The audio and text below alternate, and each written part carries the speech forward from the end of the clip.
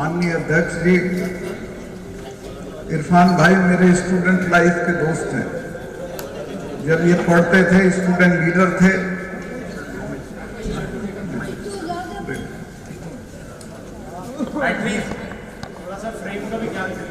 Student life के मेरे दोस्त हैं और हम बहुत से संघर्षों में साथ रहे हैं। जब इन्होंने मुझे बताया कि इस तरह का एक भाईचारे का सम्मेलन ये कर रहे हैं, तो मैंने फौरन कहा कि मैं जरूर आऊंगा। और मैंने बहुत से साथियों को, कोच साहब को, ये अपने चडूनी साहब को और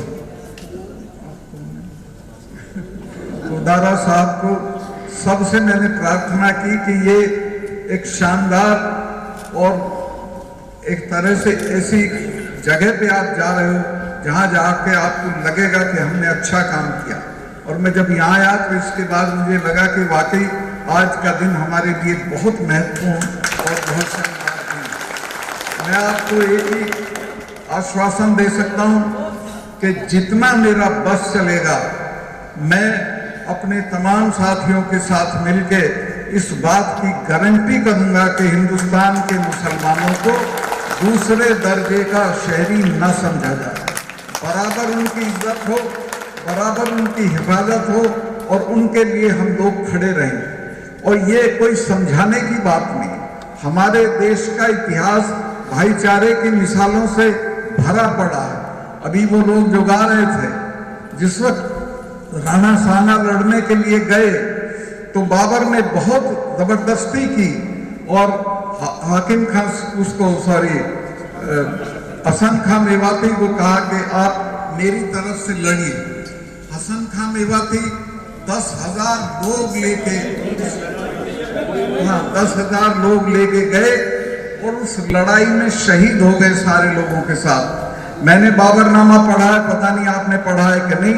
उसमें बाबर खुद कहते हैं कि मुझे तब तक तसल्ली नहीं हुई जब तक मुझे ये खबर नहीं मिली कि हसन खां मेवाती मारा गया है।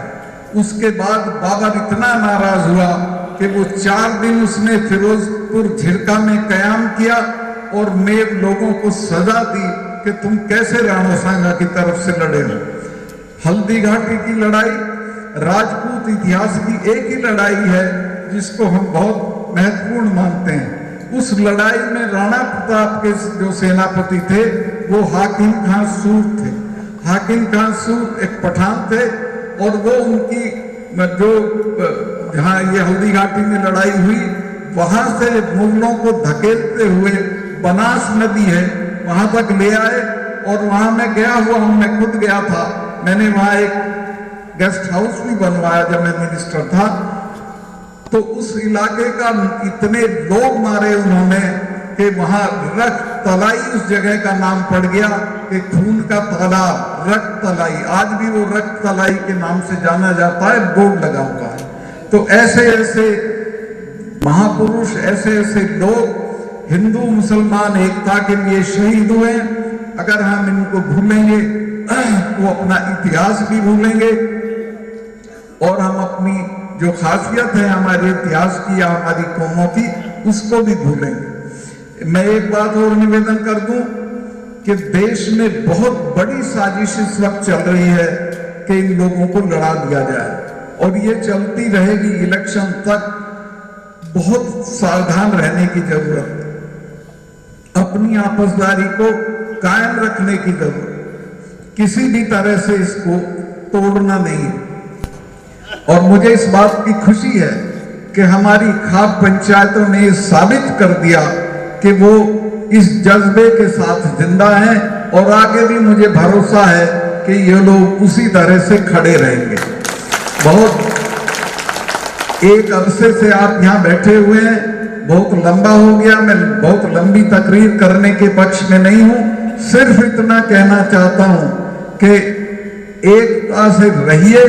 और हिंदू भाइयों से जरूर कहूंगा कि तुम्हारी अगर तादाद ज्यादा है तो तुम्हारी जिम्मेवारी भी ज्यादा है और तुम इस बात को आश्वस्त करें, इसकी बात की मजबूती करें कि हमारे मुसलमान भाई को दूसरे दर्जे के नागरिक की निगाह से ना देखा जाए उसके साथ कंधे से कंधा मिला के खड़े हो जाएं तो आपको कोई दिक्कत नहीं होगी।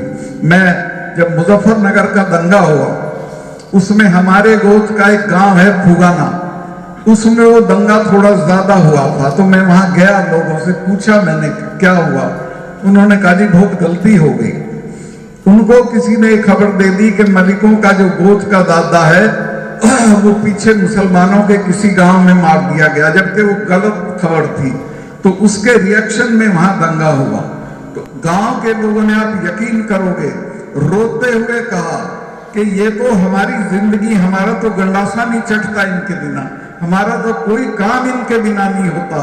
और हमारे तो पुरखे 47 में रेल से उतार उतार के इनको लाए थे कि कहां जा रहे हो, यहीं रहो, और हमने बसाए थे, हमारे भाई हैं।